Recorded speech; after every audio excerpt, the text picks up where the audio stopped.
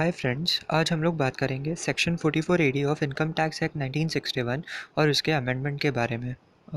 Section 44 AD है क्या? Section 44 AD एक बेनिफिट प्रोवाइड करता है जो बेनिफिट सिर्फ इंडिविजुअल और एचयूएफ ही ले सकते हैं। और ये बेनिफिट तब ही ले सकते हैं इंडिविजुअल और एचयूएफ जब उनकी टोटल इनकम या उनका टोटल टर्नओवर 2 करोड़ या तो उससे कम हो। ये जो बेनिफिट है सेक्शन 44 एडी का, वो बेनिफिट क्या है? तो वो बेनिफिट है कि अगर आपकी इनकम 2 करोड़ या तो 2 करोड़ से कम है तो आपको compulsorily mandatorily books of accounts बनाने की ज़रूरत नहीं पड़ती।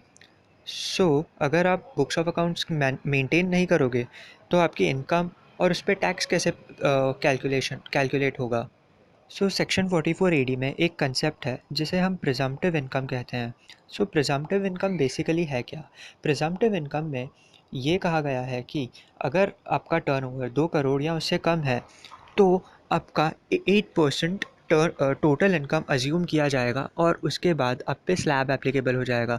उस स्लैब के बेसिस पे आपको अपना टैक्स कैलकुलेट करना पड़ेगा और पे करना पड़ेगा।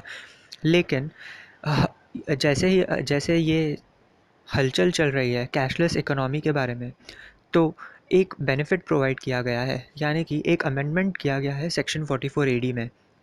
वैसे आप लोगों को 8% पे करना, 8% टोटल इनकम अज्यूम करनी होती थी for calculation of income tax.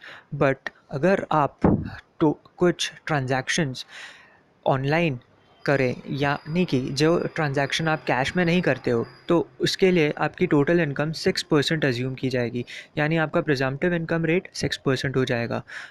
अगर मान लीजिए आपकी टोटल इनकम या टोटल टर्नओवर 2 करोड़ है और आपने cash transactions during the year to 20 lakhs का किया, आपका प्रिजम्प्टिव इनकम 20 लाख्स पे 8% हो जाएगा और जो balance amount of 1 crore 80 lakh है जो आपने ऑनलाइन ट्रांजैक्शन किया, उस पे आपकी प्रिजम्प्टिव इनकम 6% हो जाएगी।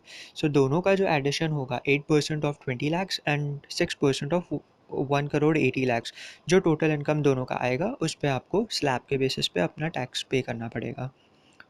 So thanks.